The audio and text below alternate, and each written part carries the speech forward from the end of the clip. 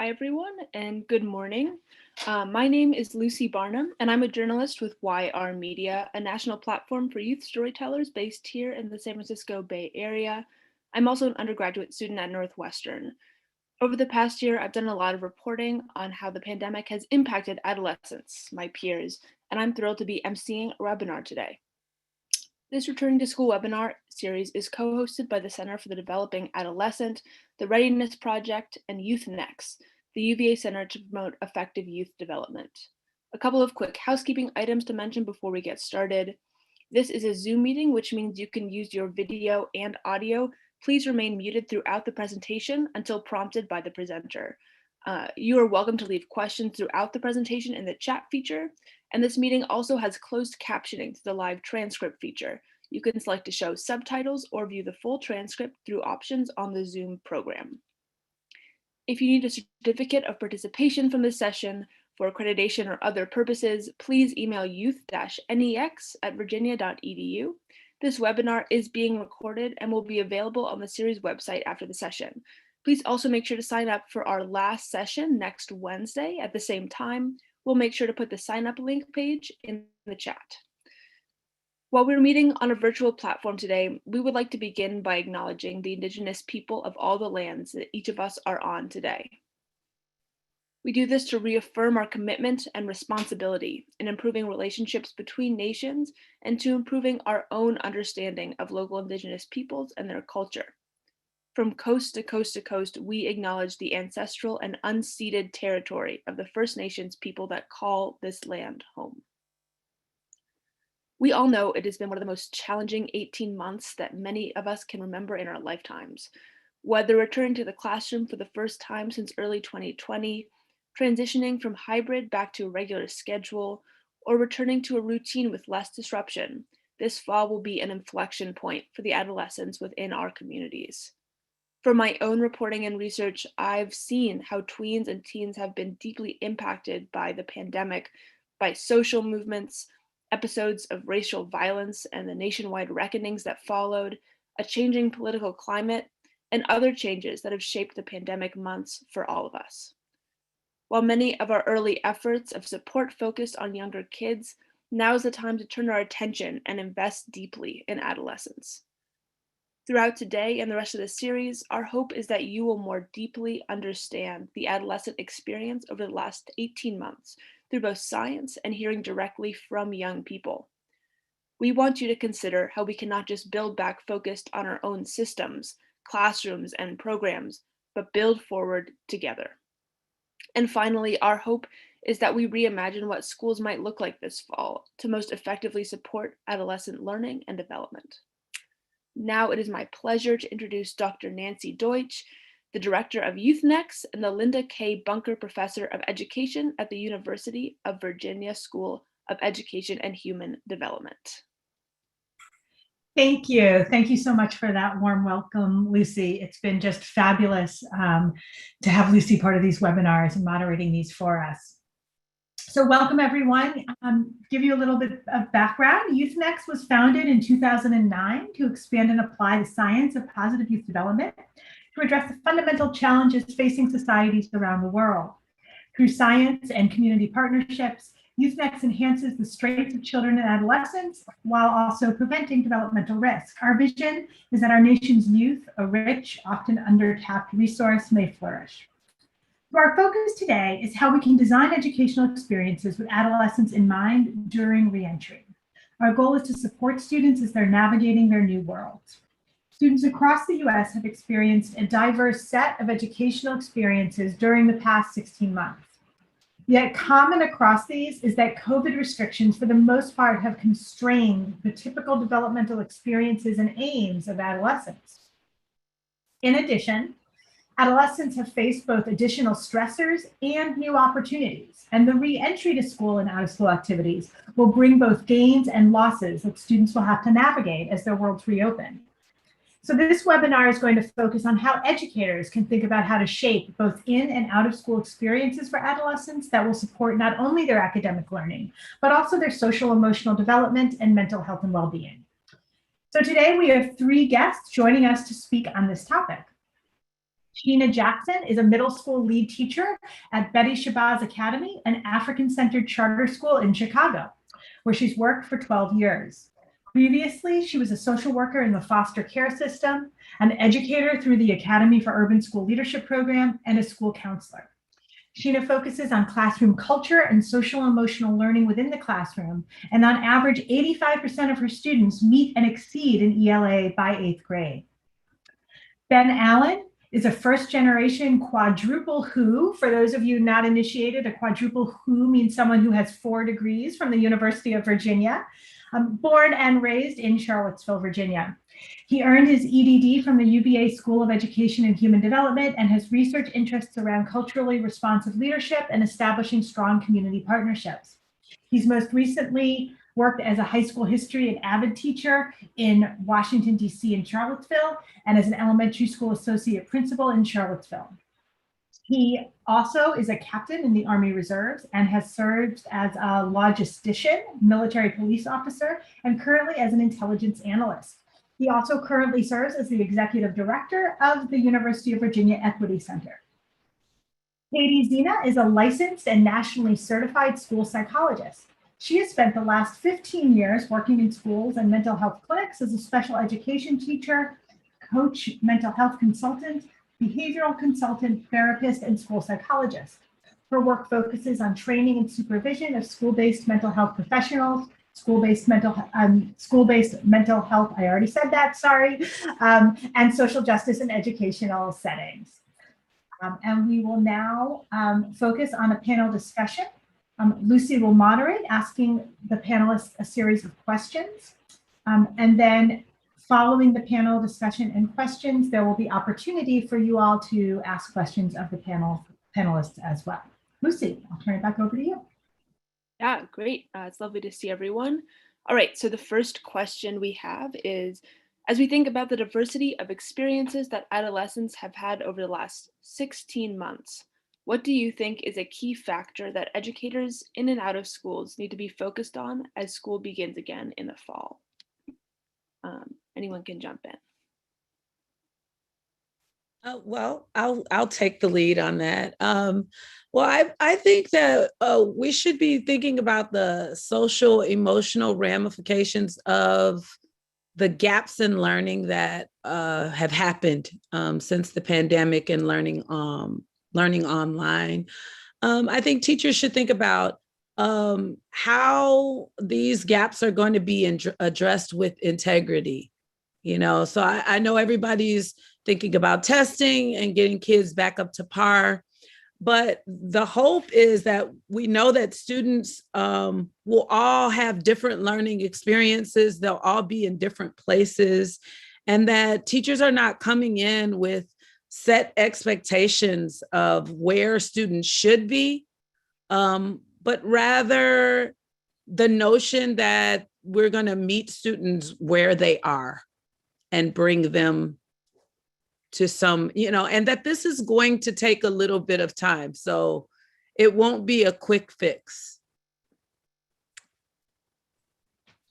Yeah, I agree with Sheena on the emphasis on that social, emotional, and relationship piece. I think that I've worked with a lot of educators over time, and there's often a lot of pressure to get those test scores, where they need to be, and, make sure the students are hitting the standards and all of those kinds of things. And my hope is that we can really kind of use this opportunity to rethink about that a little bit and to emphasize reconnecting students to the school experience, whether they, were online all year last year and are going to need some reintroduction into the social interactions with their peers and fellow, and their teachers, whether they were in a hybrid model and were, disrupted in terms of like going back and forth, or even if they were in person for most of school last year, which I know that some students were.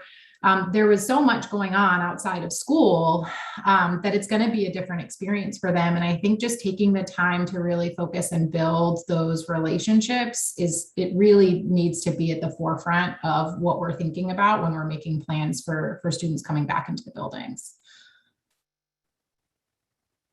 Yeah, absolutely. Good afternoon, everyone, or good morning, Lucy, for those of you who are on the West Coast.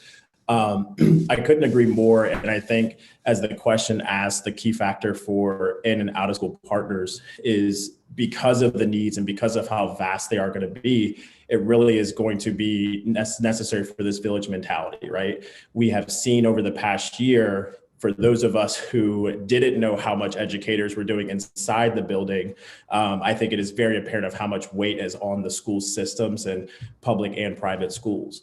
But one of the other things that we can also acknowledge is even in the past year, I really go back to this concept of community wealth and funds of knowledge, that a lot of our students, their learning has been happening at home or in their communities. And we have to see that as an asset, right? And that it is not necessarily academic and what we may think of what a test is going to measure, but how can we leverage that and bring that in to talk what Sheena and Katie were talking about of the social emotional needs and the relationship building, and how can we use community partners, formal and informal leaders within the community to really strategically and intentionally go after that learning loss and that relationship loss, because we know that school learning and the children's needs doesn't stop at 4 o'clock when they go home from school, right? It is a 24-hour thing. And so for order to address that, I think what this past year has shown us is we need to really leverage that and as a strength, not as something that working with families and communities that some people sometimes shy away from, but it really is a possibility and opportunity to work in a way that we haven't worked collaboratively before. Can I just piggyback on there? I'm hearing you say is that we really need to meet the needs of the whole family in order to serve the student. And I completely agree. I mean, we got such from teaching, from students being home and teachers coming into the home of the student every day and vice versa. We really got a snapshot of what's going on at home, and we should be better equipped or better have more knowledge about what the needs are of our families. And I think it also gave us a little bit more empathy as well. I think even, when we gathered even before this panel, just talk through and go through the run of show, I had a sick son in the background that I had to turn my camera off and go attend to and, turn on Coco Melon so I could finish my call. Right.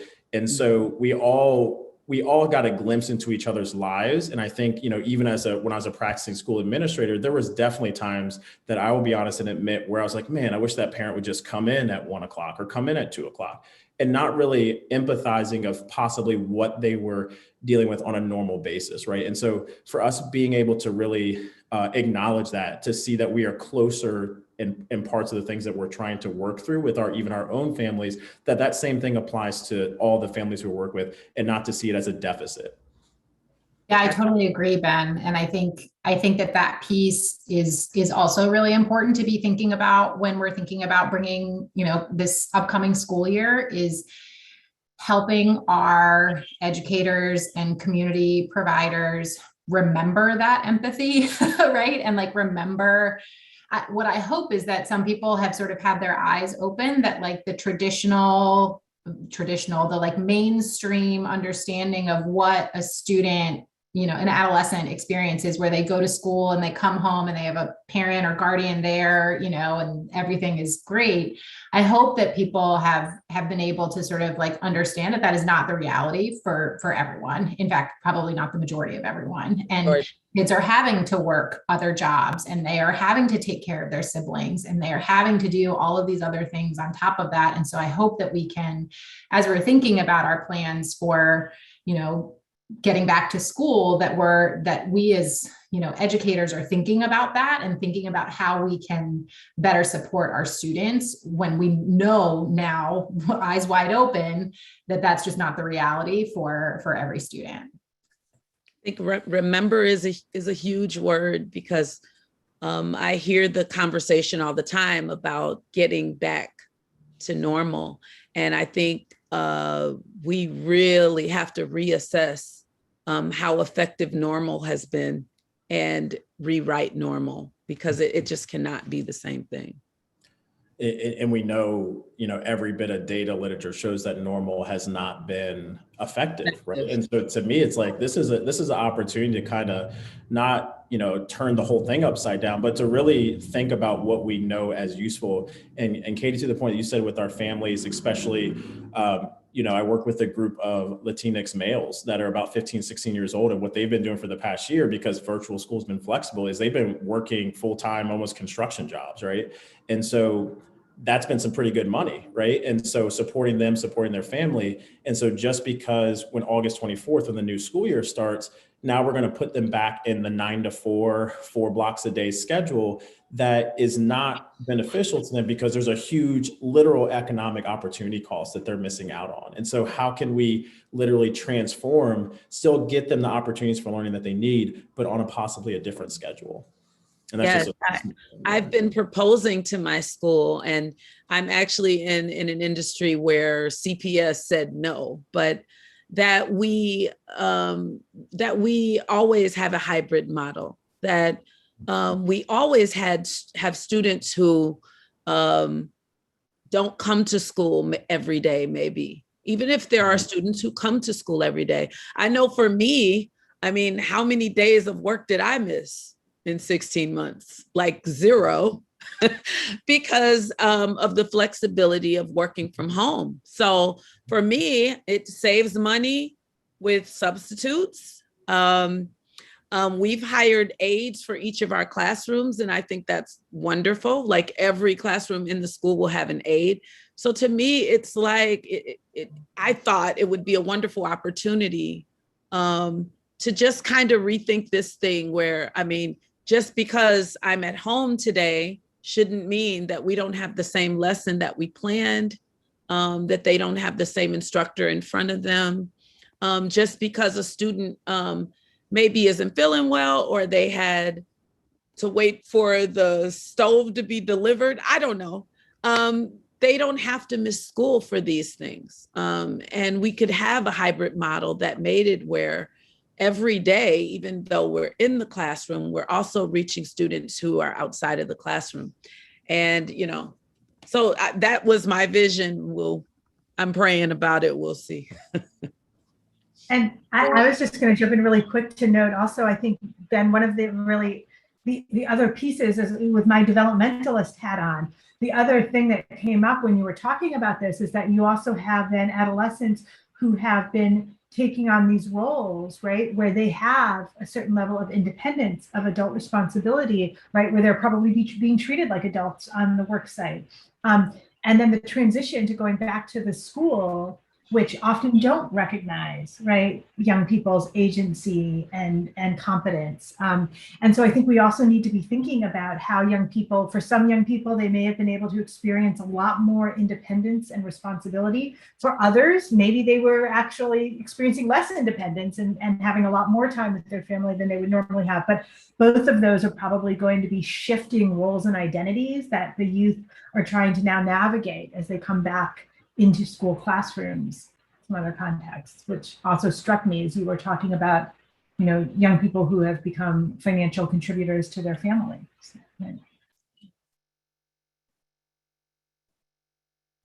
All right, unless anyone has anything else to add, I'm going to go ahead and move to the next question. All right. We tend to focus a lot on the challenges and negatives of the pandemic, but what is a positive thing that you have seen happening in the education sector that you would like to make sure we maintain?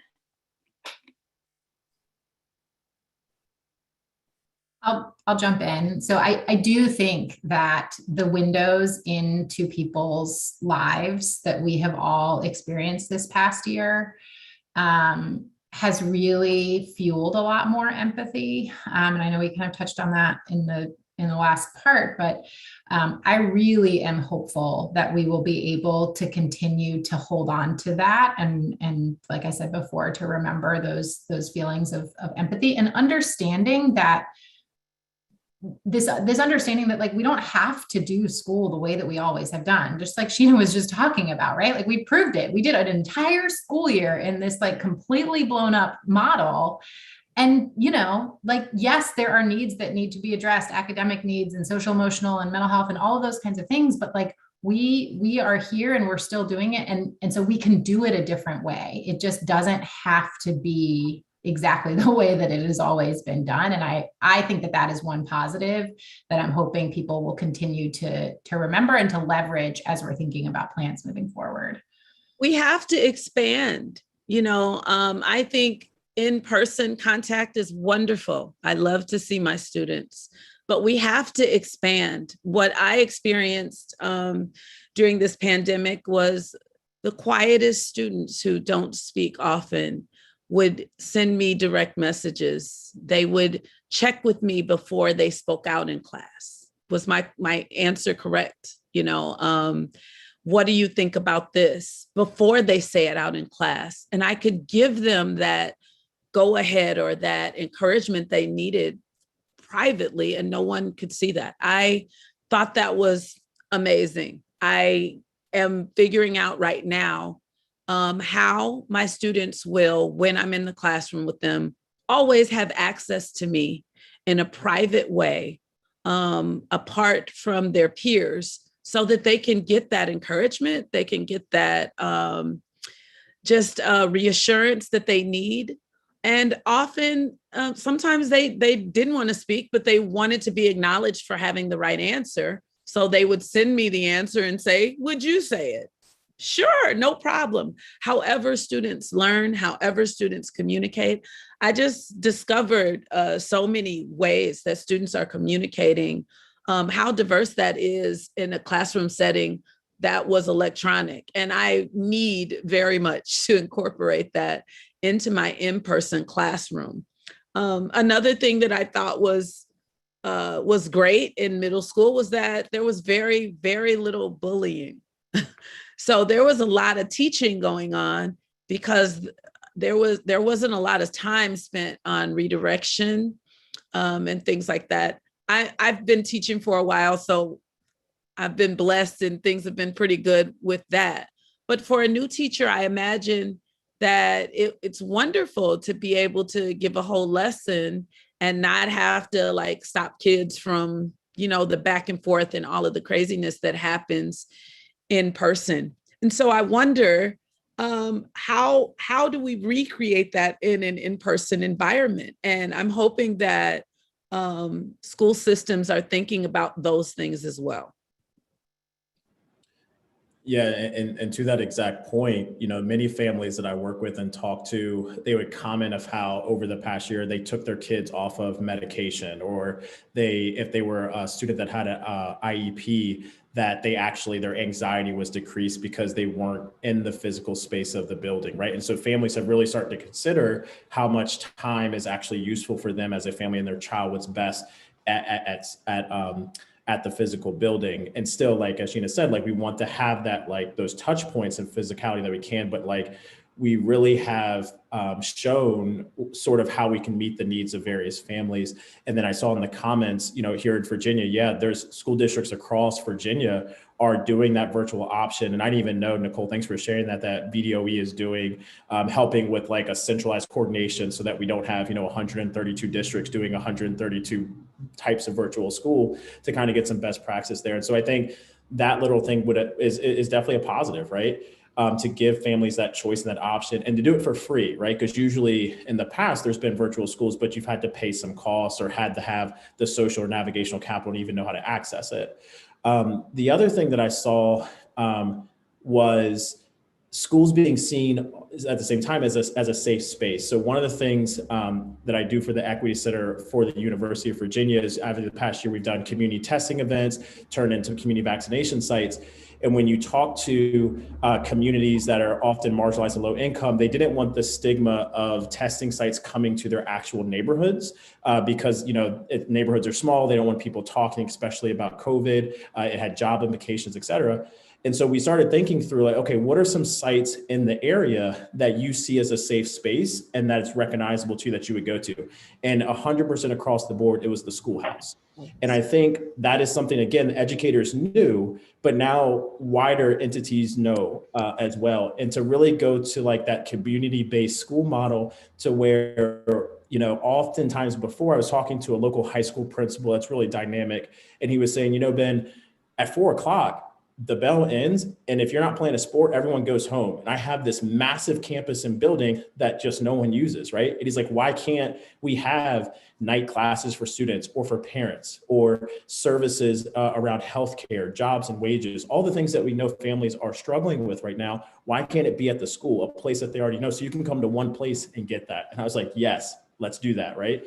And so I think that's what a huge positive of people shifting that mindset of what schools can be for the communities. Agreed. Yeah.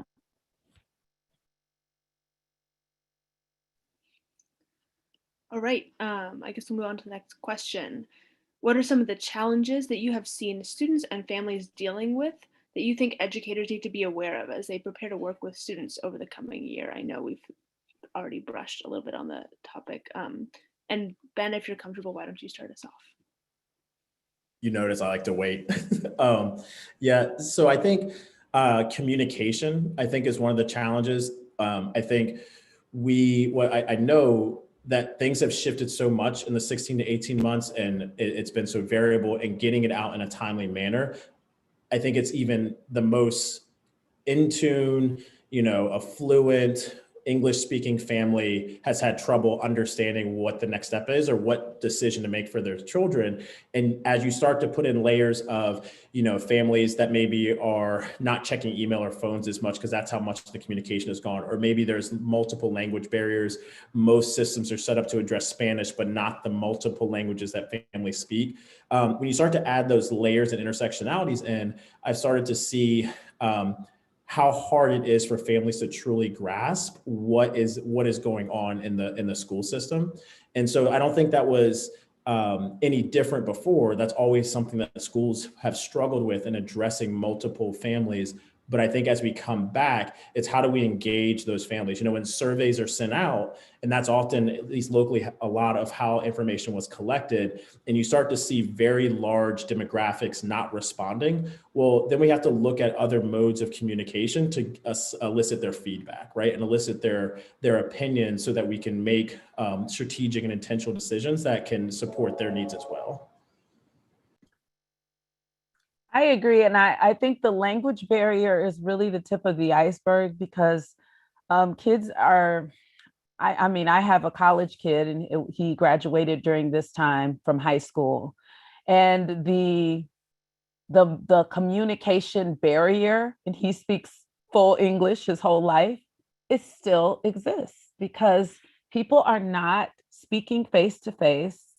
It's just much harder for this younger generation to fully communicate. So I think we have to be aware of just the social aspect of, speaking to people in person and like all of those things that our kids have been missing out on. And like, we think this is a little blip, but this is 16 months out of a critical chunk of development for, I mean, I deal with 6th through 8th graders, but my son, who just graduated from high school, he's 18 and he went away and came right back home because of COVID.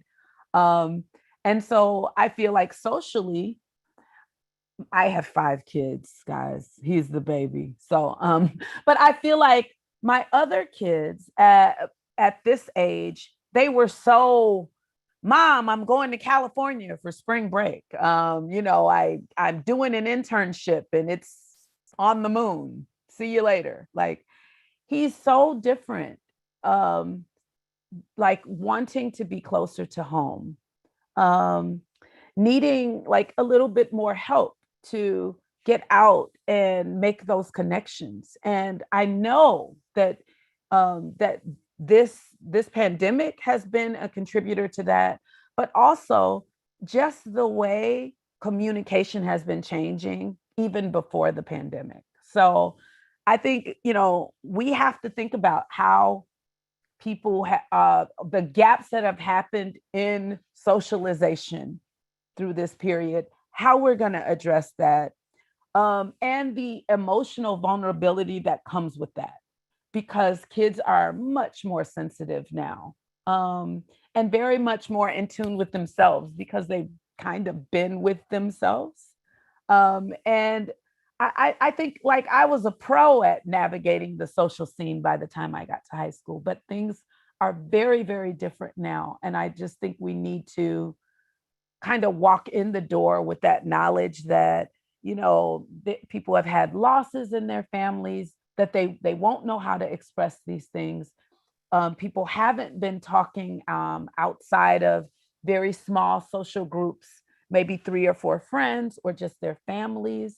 My daughter is 28 years old. She's an actress in Los Angeles, and everything shut down in entertainment.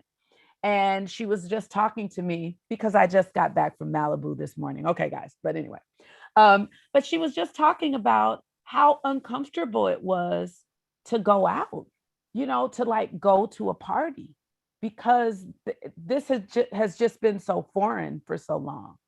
So all of these things they're right here. They're right on the forefront.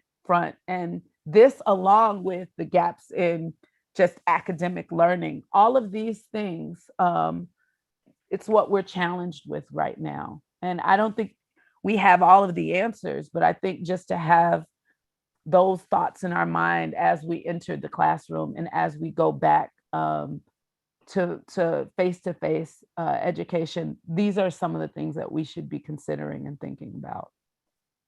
Yeah, and I think when I think about some of the challenges for students and families over the past 16, 18 months, whatever it's been, I think that many people across the spectrum have found themselves in this just like survival mode, whether that is literal survival, like actual like health and safety survival, or just like emotional survival. Yeah.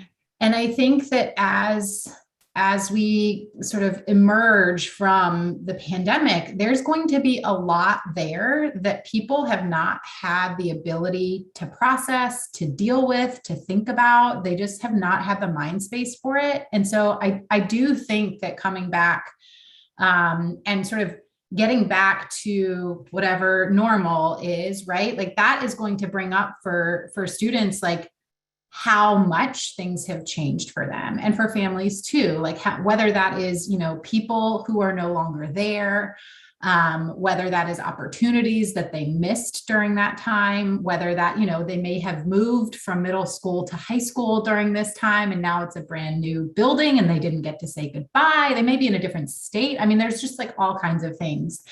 And I think that understanding that there is likely going to be this like in the moment processing of experiences that I don't think students and families are really anticipating. I don't think that that's at the forefront of people's minds because we're still a little bit in that survival mode and just like, let's just get back,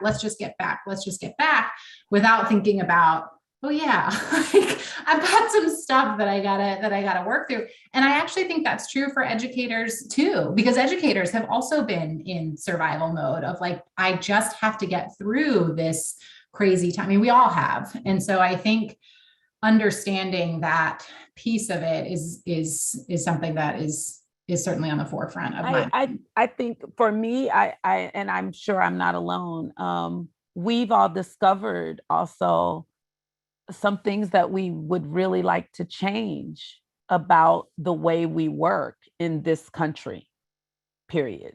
So I mean, Ben, you were talking about your son being sick on the couch, but like what a gift to be able to be working and your baby is right there. I'm struggling very much with the idea of leaving my home every day, all day, and then coming home at nighttime because I haven't done it in such a while.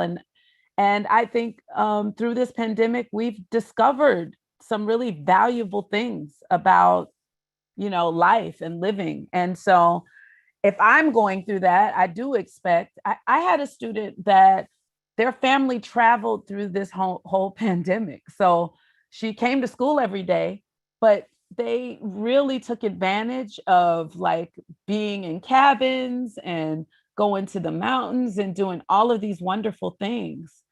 And I'm like, wow, like now school is, I'm hoping, not going to go right back to just 10 months, Christmas break, spring break. I'm hoping that we can really be creative about thinking about how emotionally it served everyone to spend a little bit more time away from the building, or to do things in kind of a non-traditional way. So I'm hoping. Yeah, absolutely. And before we move on, just to jump in with my quick personal experience, I also graduated high school in 2020, so during the pandemic. And a lot of my friends chose to go to college and try to have a part of the traditional college experience, move across the country, move on campus housing, off campus housing. And the emotional strain of it was so much harder than anyone was prepared for, anyone expected. And it forced a lot of my friends to just move back home early. And I think that's true for everyone that's going through a transition, every adolescent going through a transition in this time, that the emotional kind of stunting of the pandemic and social stunting is a real impact that educators should be aware of. And moving on to our last, we're running a little bit low on time, but if each of the panelists could give kind of one of the biggest opportunities that you can see making change in the traditional education system, just like a quick 1 minute idea. Yeah, I can start. I think in terms of a systems change, out of everything that has just been said in the past, 30 minutes or so, a lot of the addressing of those needs in the past and in the past year has fallen on teachers, it's fallen on counselors, support staff, school leaders, right? And so my big system change is we have to support those individuals on the front lines in a human capital way, a fiscal way. I think my teachers always liked me because I was always like, yeah, we got to pay them more. I don't know how we got to do it, but we got to pay them more. But it's like, it really does. We have to acknowledge how much teachers are holding, how much counselors are holding. If you didn't notice it in the past year, then I don't think you ever will, as they're like navigating their own families and trying to do this as well. And so if we are going to make these changes and have these opportunities, we have to leverage out of school network community partners. We have to leverage, nonprofits, government agencies. It really has to be a collective effort. So in about a year or so, it doesn't all just fall back on the school system to address, because we got to a tipping point and look what we saw. People were like, oh my God, the school is what feeds the kids. Like, oh my gosh, that's how kids get their health care. It's a school nurse if they don't have health insurance. And like everyone who's been there is like, yes, that's what we've been trying to tell you guys for like centuries or decades, right? So I think that's the biggest change, is like, if we're going to make these changes and aspire to have these opportunities and different shifts, then we have to resource it in a fundamentally different way moving forward. I totally agree, Ben. And I think that collaboration piece is one that is a huge source of opportunity, and both the like school and community and other organizations partnering together and working together. But I think also within the walls of the school building, or the walls of the school building, I think that, if we learn anything from this past year, it's that we can't just do it all by ourselves, right? It is just too much to like take it all on ourselves. And so I'm hopeful that educators will continue to see one another as resources and that sense of community within the school building. And I think about this from like our school mental health professionals, right? Who often are kind of like working independently and not necessarily like all communicating with one another, or not communicating with the educators in the same way. And if we can all work together, we can be much more efficient and effective in the supports that we're providing to kids. And I think that that's a really huge opportunity that we have here, is to continue to build on that collaboration that we have been seeing over the past 16 months. I agree with all that's been said. For me, I'm in the classroom. I plan to be in the classroom until I'm like 86. But anyway, so I think connection is the focus. it's always been my focus in the classroom, connection with students. But what I've learned during this period is all the different ways that you can connect, and not only with students but families. So I think for me, we won't just have parent teacher conference for report cards, but we will have parent teacher planning conferences before report cards, to set goals and to work hand in hand with families, to get kids where they need to be, to get families where they need to be, to check in with teachers. I think collaboration is a real thing that's needed, but I think we also have to strengthen our collaborative efforts with the primary people involved, which are parents and educators and students.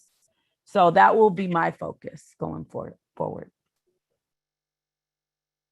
Great. So thank you all. This has been fabulous so far. And at this point, we'd really love to hear from all of you about how you have experienced this during the pandemic, and from your work with youth over the past 18 months. So shortly, you'll be sorted into random breakout rooms to discuss with other participants. You're going to have 2 guiding questions to discuss, which are included here and will also be projected into your breakout room at the beginning and midway through your time. You'll have about 10 minutes to talk, and then we'll come back together to share back and also to answer any questions that you might have. If you'd rather skip the breakout rooms, you can opt to return to the main meeting room until we regroup by selecting the blue Leave Room button to leave the breakout room.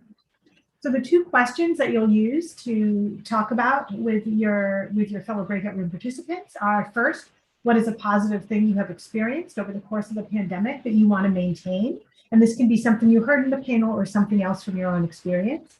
And then what's one opportunity that you want to make sure that your community acts on as we return to school in the fall? And what action step will you take to help make that happen? So we're going to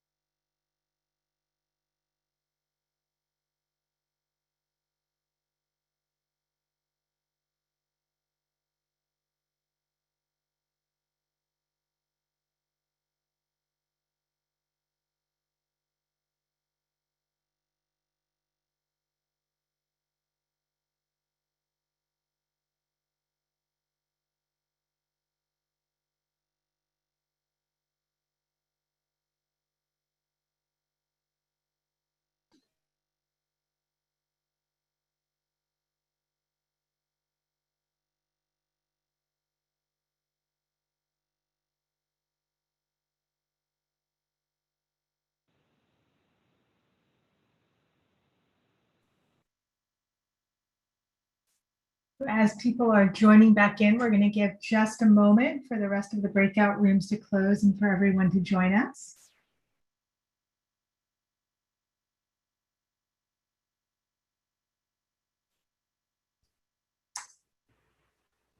All right, so I hope your discussion was full of reflection and good ideas. We're going to take a couple minutes to share back about your discussion and any next steps that you discussed.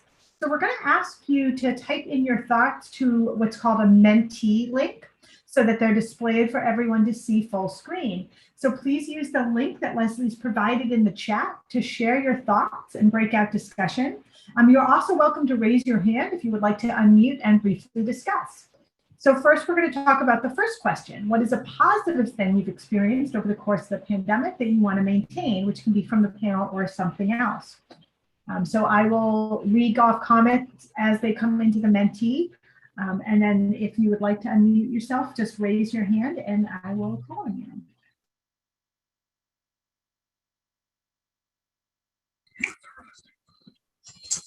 Hello, my name is Nancy L. Blue, and I think I was in breakout room number 3. And in that breakout room, it was Evelyn Sears, I think Sharonda Allen, and Edward Scott. And I would like to invite any of them to add to or whatever once I share with you what we talked about.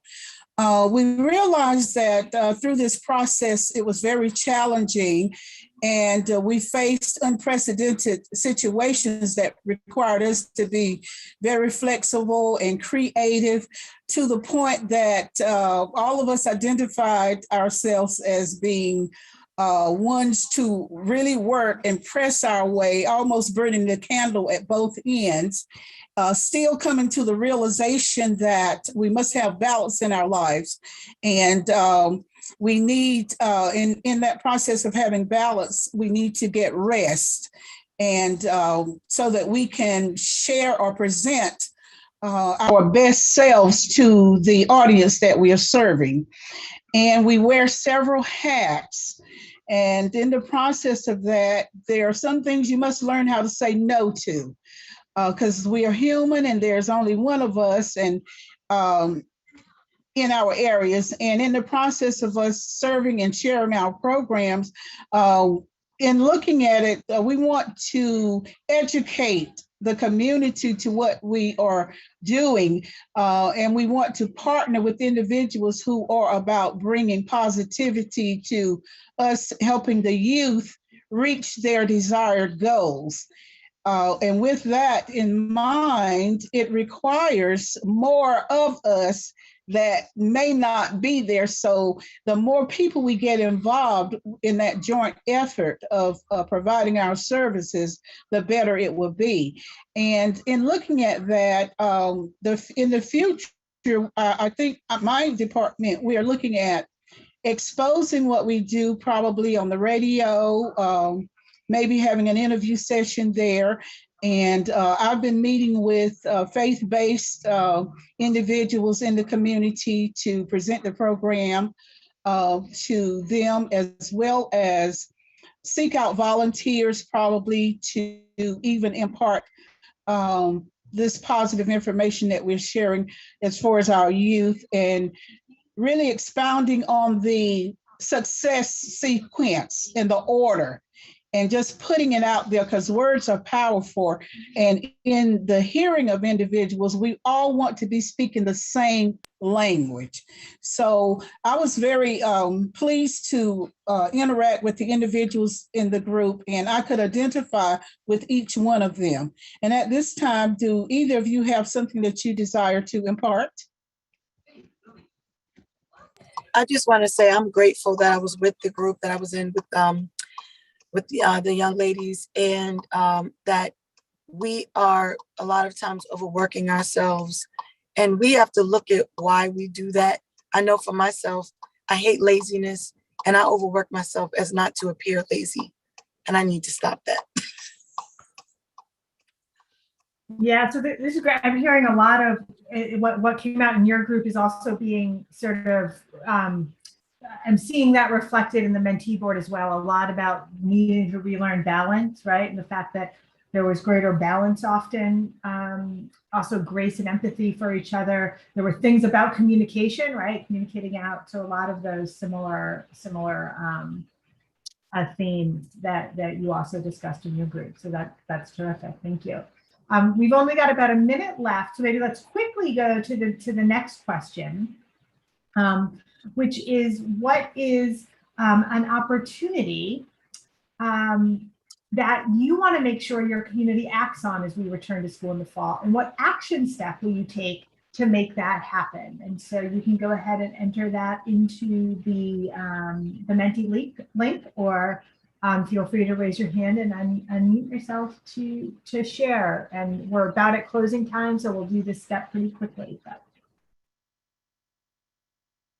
so someone has said supporting extracurricular programs. Yep, and that idea, I would say more broadly, of just sort of that community approaches, right? Coordination came up in our group as well. Was someone going to share? I just think I heard an unmuting.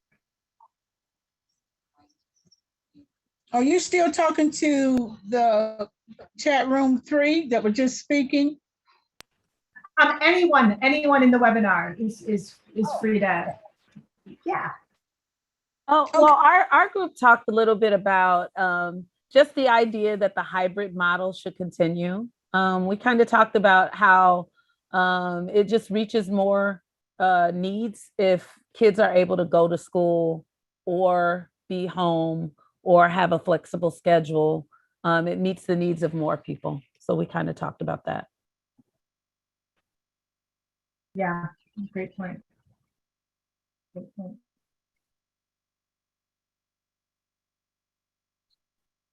So I would, I think in the interest of time, I will wrap it up. Please feel free though to continue to add to the Menti as we close out. And I will say, I do encourage you, the reason we say, what action step will you take to make it happen is because I really like to leave people with sort of something tangible that they're thinking about that they can go back and do after they participate in any kind of session like this. So I encourage you to think for yourself about what an action step is. I loved one of the participants in our small group said, actually, I don't know yet, and I really need to chew on this. So I encourage you to chew on this and think about what you want to do as you move back into your community. And I'm now going to kick it back to Lucy to wrap us up.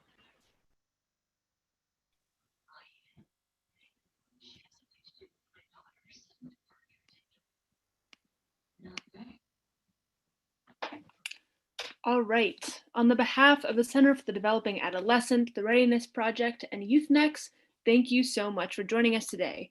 If you need a certificate of participation from the session, again, you can email youth-nex@virginia.edu. And as a reminder, you can access the video from the session and other resources on our website later this week. We hope to see you next week at our final session. So please register on our website if you haven't already, and have a wonderful day, everyone. Thank you.